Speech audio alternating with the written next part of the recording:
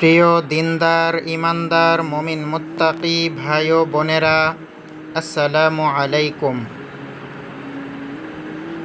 চলুন আমরা শিখে নেই পবিত্র শবে কদরের রাতে ক্ষমা লাভের দোয়া এবং যেভাবে পবিত্র শবে কদরের রাত অতিবাহিত করবেন।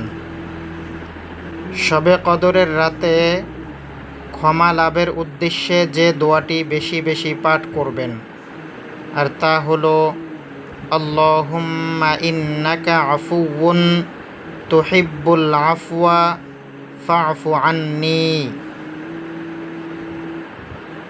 নাম্বার 2, যে সকল জিকির বেশি বেশি পাঠ করবেন,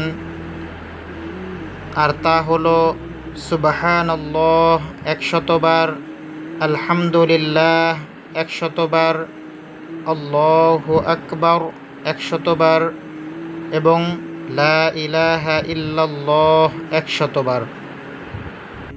আর যে ইস্তিগফারটি পাঠ করবেন, আর তা হলো আস্তাগফিরুল্লাহাল আযীম, আস্তাগফিরুল্লাহাল আযীম।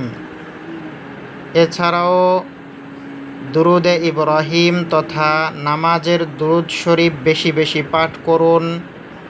আল্লাহ রব্বুল আলামিন আমাদের সকলকে পবিত্র শবে কদরের রাতের ইবাদত নসিব করুন, আমাদেরকে ক্ষমা লাভে ধন্য করুন।